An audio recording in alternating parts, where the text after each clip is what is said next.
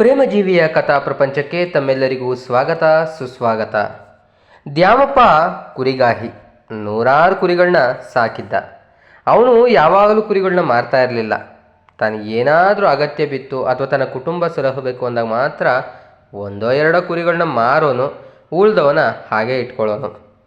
ಅವನು ಕುರಿಗಳನ್ನ ಮಾರ್ತಾ ಇದ್ದಿದ್ದು ಪಾಪ ಕುರಿಗಳಿಗೆ ಗೊತ್ತಾಗ್ತಾ ಇರಲಿಲ್ಲ.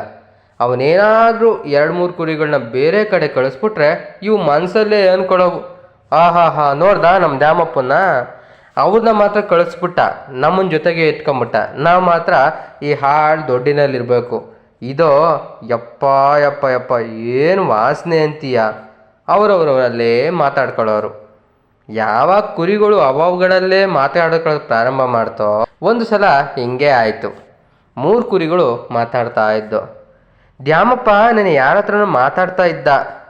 ಏನಂತೆ ಇನ್ನೊಂದು ಕುರಿ ಕೇಳ್ತು.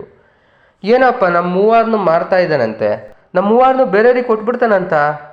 ಅಯ್ಯಪ್ಪ, ಅಂತೂ ಈ ನರಕದಿಂದ ಬಿಡುಗಡೆ ಆದರೆ ಸಾಕು ಬಿಡು ಅಂತು. ಅಯ್ಯೋ ದಡ್ಡ ಮುಂಡೆದ್ ನೀನು, ನರಕದಿಂದ ಬಿಡುಗಡೆ ಆಗೋದಲ್ಲ, ಬೆಂಕಿಯಿಂದ ಬಾಣ್ಲಿಗೆ ಹೋಗಿ ಬಿದ್ರಂತೆ, ಹಂಗಾಗುತ್ತೀವ ನಮ್ಮ ಪರಿಸ್ಥಿತಿ. ಹೆಂಗಾಗುತ್ತೆ? ಅಯ್ಯೋ ವಯ್ಯಾರ ಮಾಡೋದು ನೋಡಿ ಇವಳು. ನೀನು ವಯ್ಯಾರ ಮಾಡೋದಕ್ಕೆ, ಅಲಂಕಾರ ಮಾಡ್ಕೊಂಡು ಕುಣಿಯೋದಕ್ಕೆ ನಾವೇನು ಊಟ ಜಾತ್ರೆಗೆ ಹೋಗ್ತಿಲ್ಲಮ್ಮ, ನಾವು ಹೋಗ್ತಾ ಇರೋದು ಬೀಗ್ರೂಟಕ್ಕಂತೆ. ಬೀಗ್ರೂಟನ ಏನಂಗಂದ್ರೆ ಅದು ಏನೋ ಗೊತ್ತಿಲ್ಲಪ್ಪ. ಈ ಮನುಷ್ಯರು ನಾಲ್ಗೆ ಚಪ್ಪಲ ಹೊತ್ತದಾಗೆಲ್ಲ ತಿನ್ನೋಕ್ಕೆ ಒಂದು ಬೀಗ್ರೂಟ, ಒಂದು ಜಾತ್ರೆ ಏನೇನೋ ಹುಡಿಕೊಂಡಿರ್ತಾರೆ. ನಾವು ಏನು ಮಾಡೋಣ? ಏನು ಮಾಡ್ತಾರಲ್ಲಿ? ಏನು ಮಾಡ್ತಾರ? ನಮ್ಮನ್ನು ಕರ್ಕೊಂಡು ಹೋಗ್ತಾರೆ, ಕಟ್ ಮಾಡ್ಕೊಂಡು ಅವ್ರು ತಿಂತಾರೆ, ನಾವು ಹರೋಹರ ಅಂತ ಶಿವನ ಪಾದ ಸೇರ್ಕೊಬೇಕಷ್ಟೆ. ಹೌದಾ? ಏ ಬಿಡ್ಬಿಡು, ನೀನು ಸುಮ್ಮನೆ ಸುಳ್ಳು ಹೇಳ್ತೀಯ. ಇನ್ನೊಂದು ಕುರಿ ಅಂತು. ಅಯ್ಯೋ ನನ್ನ ಮೇಲೆ ನಂಬಿಕೆ ಇಲ್ವೇ ನಮ್ಮಿ ನಿಂಗೆ? ಏನು ನಂಬಿಕೆನೋ ಏನೋ, ದ್ಯಾಮಪ್ಪನ ನೋಡಿದ್ರೆ ಹಂಗೆ ಕಾಣಿಸಾನೆ. ಅವನೇನೋ ಬೇರೆ ಕಡೆ ನಮ್ಮನ್ನೇನೋ ಚೆನ್ನಾಗಿರಲಿ ಅಂತ ಕಳಿಸ್ಬೋದು, ಇಲ್ಲ ಬೇರೆ ಯಾರ ದ್ಯಾಮಪ್ಪನ ಹತ್ರ ನಮ್ಮನ್ನು ತಗೊಂಡೋಗಿ ಸಾಕ್ಬೋದು. ನೀನು ಯಾಕೆ ನಮ್ಮನ್ನು ಕುಯ್ಯೋಕ್ಕೆ ಕರ್ಕೊಂಡು ಹೋಗ್ತಾರೆ ಅನ್ಕಂತೀಯ? ಎಲ್ಲನೂ ನೆಗೆಟಿವ್ ನೋಡಬಾರ್ದು, ಪಾಸಿಟಿವ್ ನೋಡಬೇಕು. ಅವಕ್ಕೆ ಅವಳಿಗೆ ಅವೇ ಮಾತಾಡ್ಕೊಳ್ತಾ ಇದ್ದೋ. ಓ ನೀನಿನ್ನೂ ಜಗತ್ತು ನೋಡಿಲ್ಲ ಬಿಡು, ಅದರಲ್ಲಿ ಮನುಷ್ಯನ ನೋಡಿದೀಯ ನೀನು. ಯಮ್ಮ ಯಮ್ಮ ಯಮ್ಮ, ಅವ್ರನ್ನ ಮಾತ್ರ ನಂಬೇಡ ನೀನು. ಎಲ್ಲ ಮನುಷ್ಯರು ಕೆಟ್ಟೋರಲ್ಲ ಬಿಡು, ಅವರಲ್ಲೂ ಪ್ಯೂರ್ ವೆಜಿಟೇರಿಯನ್ಸು ಅಂತಲೂ ಇದ್ದಾರೆ, ಈ ನಾನ್ ವೆಜಿಟೇರಿಯನ್ಸು ಇದ್ದಾರೆ. ಆ ವೆಜಿಟೇರಿಯನ್ಸ್ ಇದ್ದಾರಲ್ಲ, ಏನೋ ಸೊಪ್ಪು ಸದೇ ತರಕಾರಿ ತಿನ್ಕೊಂಡು ಆರಾಮಾಗಿ ಇರ್ತಾರಪ್ಪ. ಈ ನಾನ್ ವೆಜಿಟೇರಿಯನ್ಸ್ನವರೇ ವಾರಕ್ಕೊಂದ್ಸರಿ ನಮಗೆ ಕೋಳಿ ಬೇಕು, ಕುರಿ ಬೇಕು, ಮೇಕೆ ಬೇಕು ಅಂತ ನಮ್ಮ ವಂಶಕ್ಕೆ ಮೂಲವಾಗ್ಬಿಡ್ತಾರೆ. ನಾವೇನು ಮಾಡೋಣ ಹೇಳು? ಆ ಹೋಟ್ಲುಗಳಿಗೆ ಹೋಗ್ಬೇಕು ನೀನು, ಅದರಲ್ಲೂ ನೀನು ನಾನ್ ವೆಜ್ ಹೋಟ್ಲು ಮೆನು ನೋಡಬೇಕು. ಇನ್ನೊಂದು ಕುರಿಗೆ ಈ ಕುರಿ ಹೇಳ್ತಿತ್ತು. ಹೌದಾ, ಏನೇನೈತಾ? ಮಟನ್ ಬಿರಿಯಾನಿ ಅಂತೆ, ಮಟನ್ ಚಾಪ್ಸ್ ಅಂತೆ, ಮಟನ್ ಪೆಪ್ಪರ್ ಡ್ರೈ ಅಂತೆ, ಅದು ಅಲ್ಲದೆ ಅದೇನೋ ಕೈಮಾ ಉಂಡೆ, ಈ ಬೋಂಡ ಥರ ಇರ್ತೈತೆ, ಆ ಉಂಡೆನ ಬೇರೆ ಮಾಡ್ಕೊಂಡು ತಿಂತಾರಂತೆ ನಮ್ಮನ್ನು. ಯಪ್ಪ ಯಪ್ಪ ಯಪ್ಪ, ತಿನ್ನೋಕ್ಕೆ ಏನೆಲ್ಲ ಹೊಂಚ್ಕೊಂಡವ್ರಲ್ವ ನಮ್ಮನ್ನು, ಅದೇ ಹೆಂಗೆ ತಿಂತಾರೋ. ನಾವಂತೂ ಇರಲ್ಲ ನೋಡೋಕ್ಕೆ. ನನಗೆ ಅದೇ ಭಯ ಆಗ್ತಾ ಇದೆ. ಇವ್ರು ಬೇರೆ ಬೀಗ್ರೂಟ ಅಂದವ್ರ ಅಲ್ಲಿನ್ನೇನೋ ಅಂತ. ಅಯ್ಯೋ ಅಷ್ಟ್ಯಾಕೆ ಭಯ ಪಡ್ತೀಯ ಬಿಡು, ನಾಳೆ ಹೋದ್ಮೇಲೆ ನೋಡಿದ್ರಾಯ್ತು. ಬೀಗ್ರೂಟಕ್ಕೆ ಕರ್ಕೊಂಡು ಹೋಗ್ತಾವ್ರೋ ಇಲ್ಲ ಬೇರೆ ಯಾವುದೋ ಒಂದು ಒಳ್ಳೆ ಊರಿಗೆ ಕರ್ಕೊಂಡು ಹೋಗ್ತಾರೆ, ಯಾರಿಗೆ ಗೊತ್ತು. ಸರಿ ನಿಮ್ಮ ಸಮಾಧಾನ ಅಂದ್ಕೊಂಡು ಆ ದೊಡ್ಡ ಕುರಿ ಸುಮ್ಮನೆ ಆಯಿತು. ಉಳ್ದವು ಕೂಡ ಅವ್ರ ಮಾತು ಕೇಳಿಸ್ಕೊಂಡು ಹಂಗೇ ಮಲಿಕೊಂಡು. ಬೆಳಿಗ್ಗೆ ಒಂದು 5-6 ಗಂಟೆ ವರ್ಷೊತ್ತಿಗೆ ಆ ಊರಿಂದ ಒಂದು ಜೀಪ್ ಬಂತು. ಬಂದಿದ್ದವರು ಊರು ಗೌಡ. ಅದ್ದೂರಿಯಾಗಿ ಮಗನ ಮದುವೆ ಮಾಡಿದ್ರು. ಬೀಗ್ರೂಟ ಹಾಕ್ಸ್ಬೇಕಿತ್ತು.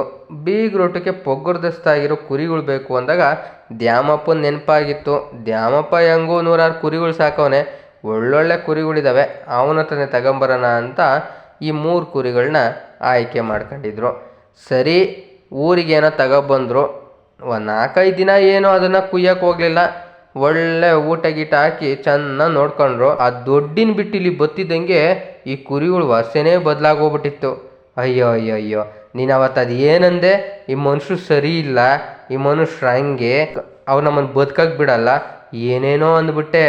ಪಾಪ ನೋಡು, ನಮಗೆ ಅಂಥ ಮನೆ ಕೊಟ್ಟವ್ರೆ, ಹೆಂಗಿದೆ. ಅಲ್ಲೂ ಇದ್ವಿ ದೊಡ್ಡ ಥರ, ಯಪ್ಪ ವಾಸನೆ ಅಂತೂ ಚಿಕ್ಕ ಕುರಿಮರಿ. ಅಯ್ಯೋ ಮುಂದೈತೆ ನೀನು ಮಾರಿ ಹಬ್ಬ. ಅದೇನೋ ಮಾತು ಇದು ಗೊತ್ತಾ?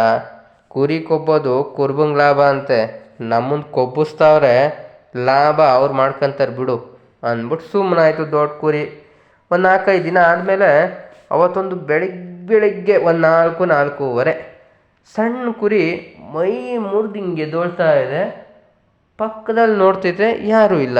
ಎದ್ರಿಗೆ ನೋಡ್ತು, ಇಬ್ರು ಯಾರೋ ನಿಂತವ್ರೆ, ಕೈಯಲ್ಲೇನೋ ಉದ್ದಗೆ ಮೊಚ್ಚಿಟ್ಕೊಂಡು ನಿಂತ್ಕೊಂಡವ್ರೆ. ಯಾರಿದು ಪಕ್ಕದಾಗ ಏನಂಗೆ ಕೇಳೋಣ, ಮೂವರು ಇಲ್ವಲ್ಲ, ಎಲ್ಲೋದು ಇಷ್ಟು ಬೇಗ ಅಂದಾಗ ಯಾರೋ ದೂರದಲ್ಲಿ ಕೂಗ್ತಿದ್ರು. ಈ 3 ಕುರಿ ಆಯ್ತು ಕಣ, ಅದು ಇನ್ನೊಂದು ಒಳಗಡೆ ಏನೋ ಮಾಡಿದ್ಯಾ, ಕರ್ಕೊಬರ ಅದನ್ನು ಅಂತಿದ್ರು. ಏನಾಯಿತು ಹೆಂಗಾಯಿತು ಅಂತ ಇದು ಯೋಚನೆ ಮಾಡ್ತಾ ಇತ್ತು. ಅಷ್ಟೊತ್ತಿಗೆ ಅವ್ರು ಬಂದವರು ಈ ಕುರಿ ಮರಿನೂ ಎತ್ಕೊಂಡು ಹೊರಗಡೆ ಹೋದರು. ಅಲ್ಲಿ ನೋಡಿದ್ರೆ ಕುರಿ ಕಟ್ ಮಾಡಿ ತಗಲಾಕ್ಬಿಟ್ಟವ್ರೆ. ಇದಕ್ಕೆ ನೋಡ್ತಿದ್ದಂಗೆ ಭಯ ಪ್ರಾರಂಭ ಆಗೋಯ್ತು. ಅಯ್ಯೋ ಕಡ್ಗೂ ಇವ್ರು ಹೇಳ್ದಂಗೆ ಮಾಡಿಬಿಟ್ಟವ್ರೆ. ನಾನೇನೋ ಎಲ್ಲೋ ಕರ್ಕೊಂಡೋಗಿ ನಮ್ಮನ್ನು ಚೆನ್ನಾಗಿ ನೋಡ್ಕೊಳ್ತಾರೆ ಅಂದರೆ ಇವರು ಹೊಟ್ಟೆ ತುಂಬಿಸ್ಕೊಳ್ಳೋಕ್ಕೆ ನಮ್ಮನ್ನು ಅಲ್ಲಿಂದ ಕರ್ಕೊಬಂದಿದ್ರ. ಅಯ್ಯೋ ಶಿವನೇ, ಕುಯ್ಬೇಡ್ರಪ್ಪ, ನನ್ನ ಕಾಪಾಡ್ರೋ, ಏಯ್ ನನಗೆ ಕುಯ್ಬೇಡ್ರಿ ಕಣೋ, ಕಾಪಾಡ್ರೋ ಒಂದೇ ಹೇಳ್ತಾ ಇತ್ತು. ಇದ್ರ ಮೂಕ ಭಾಷೆ ಯಾರಿಗೆ ಗೊತ್ತಾಗತ್ತೆ? ಹೊರಗಡೆ ಬಂದಿದ್ದಷ್ಟೇ ಕುರಿಮರಿಗೆ ಗೊತ್ತು. ಅದು ಯಾವಾಗ ಕಟ್ ಮಾಡಿದ್ರು, ಅದು ಯಾವಾಗ ಸಾಂಬಾರು ಮಾಡಿದ್ರು, ಒಟ್ಟಿನಲ್ಲಿ ಮಧ್ಯಾಹ್ನದಷ್ಟೊತ್ತಿಗೆ ಊಟ ಮಾಡಿದವರೆಲ್ಲ ಆಹಾ ಪುಷ್ಕಳ ಭೋಜನ ಅಂತ ಹೊಟ್ಟೆ ತುಂಬ ಊಟ ಮಾಡಿ ಗೌಡ್ರ ಮಗನಿಗೆ ಒಳ್ಳೇದಾಗಲಿ ಅಂತ ಆಶೀರ್ವಾದ ಮಾಡಿ ಹೊರಟರು. ಈತ ಕುರಿಮರಿ ಮಾರಿದ್ದ ದ್ಯಾಮಪ್ಪ ಕೂಡ ಇವ್ರು ಕೊಟ್ಟ ದುಡ್ಡಲ್ಲಿ ಸಂತೃಪ್ತನಾಗಿದ್ದ. ಆದರೆ ಕುರಿಮರಿಗಳು ಮಾತ್ರ ನೆನ್ನೆ ಇದ್ದೋ ಇವತ್ತಿರಲಿಲ್ಲ. ಸ್ನೇಹಿತರೆ, ಇದೊಂದು ವಿಶೇಷವಾದ ಕತೆ. ಇದರ ಬಗ್ಗೆ ನಿಮ್ಮ ಅಭಿಪ್ರಾಯ ಮತ್ತು ಅನಿಸಿಕೆಯ ಮೂಲಕ ನಮಗೆ ತಿಳಿಸಿ. ಧನ್ಯವಾದಗಳು.